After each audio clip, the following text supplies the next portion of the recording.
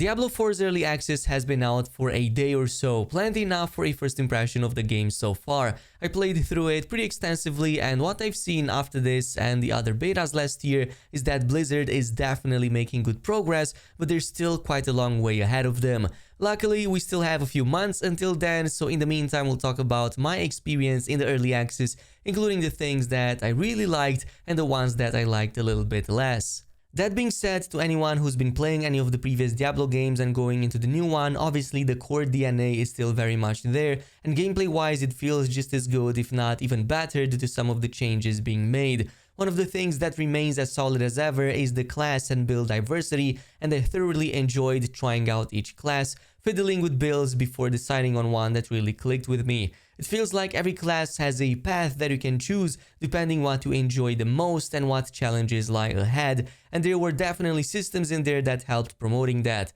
The transition to a more traditional node-like skill tree also helps here too, giving the player a greater sense of control over the final outcome without sacrificing the possibility of still making choices as you build your character up.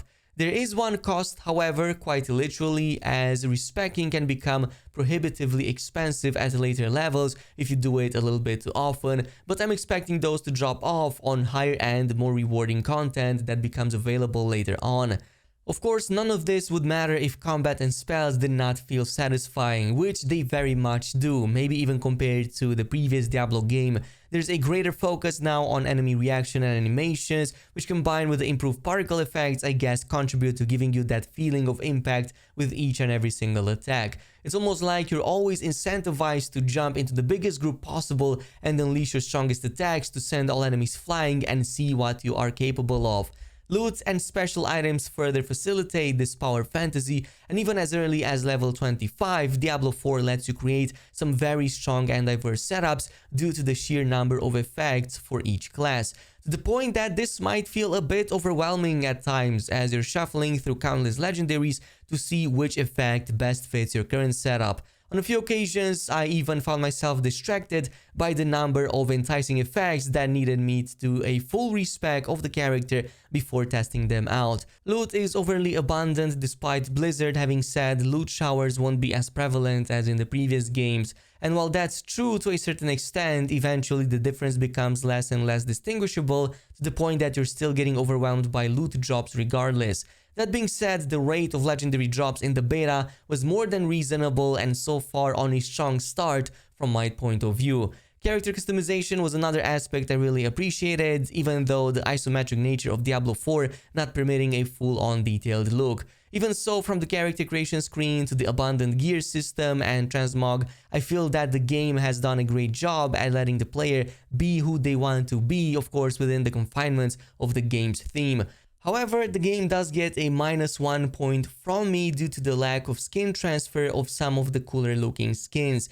For some reason, certain really good looking weapons and armors cannot be salvaged, and as a result cannot have their skins transmogged onto other pieces of gear. I feel like that was such a missed opportunity on Blizzard's part, unless they obviously have some other ways to make that possible, but I haven't found it so far. Now, for some of the other aspects, a few of which I've seen other people complaining about or even more so praising, on some of these I'm a bit more neutral. For example, I don't really care about the UI that much. I've seen a number of players saying that it looks like a mobile game. Well, unless it's another Diablo game, I don't think it is. Even more so, to me it looks exactly like that of Diablo 3's, and I don't really care much about it.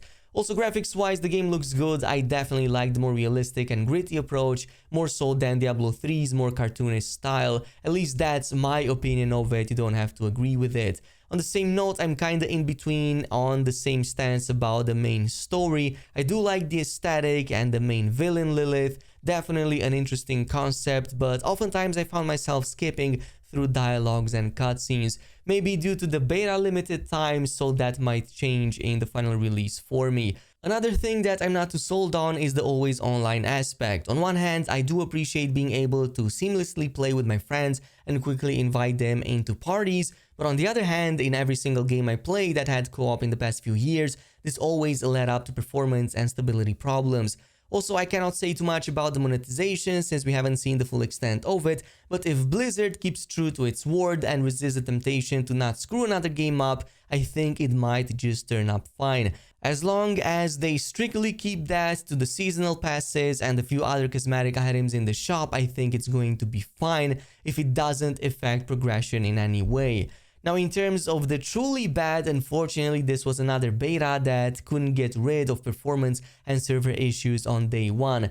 For me and many of my friends, having crossplay enabled on the PC caused the most amount of issues, including lag spikes and disconnects, which is why we had to completely turn it off. However, another buddy of mine who played only on the PlayStation 5 had absolutely no issues at all, disconnects or performance likewise. So clearly PC has some issues here, and I've seen a few reports of some really bad memory leaks from the PC client that need to be fixed. Also, the world boss timer didn't work the first day, though I will give Blizzard credit for solving it within minutes. Obviously, stress testing the server was the purpose of the spawn times, though all these issues do not inspire much confidence for the open beta next week, or even more so the full game launch when the player base will be much larger. Hopefully I'm wrong on that one, but most of Blizzard's past games and expansions had massive server and queue issues around launch, so I'm not keeping hopes too high. Of course, these are all technical issues. In theory, they can be fixed easily. However, there are a few problems that I noticed that have to do more with game design. One of them is the repetitive nature of a lot of the dungeon gameplay, which is supposed to be the core of Diablo 4. On one side, there were a few too many times, both during this early access and the previous betas, when I noticed a lot of reused dungeon layouts with a lot of almost copy and paste dungeon sections. Usually it's a corridor or a hallway, and sometimes even a whole room even within the same dungeon, that feels so jarring that it made me believe on many occasions that I must have taken a wrong turn and gone back on the same map because of how similar the areas looked to the previous ones I've just been into. Another thing that quickly grew old on me was how many dungeons had the exact same mechanic to unlocking the final boss room, which usually involves a blocked door that either requires 2 keys or 2 mechanisms or something in the opposite sides of the dungeons that you need to open in the first place. I don't remember previous Diablo games literally gatekeeping bosses in this way, but Diablo 4 seems to do it a bit too often. That being said, my overall impressions are very solid, and most of the issues don't compare to the things that Diablo 4 does right. I'm expecting at least a few hundred hours of game time in the final release, judging by what I've seen up until this point, but of course that all depends on Blizzard and how they end up delivering on this product. So far, the game's very addictive and offers something new for both newcomers and veterans of the franchise likewise. Also, let me know down below what's your overall impression of the beta so far, and I'll see you guys in the next video.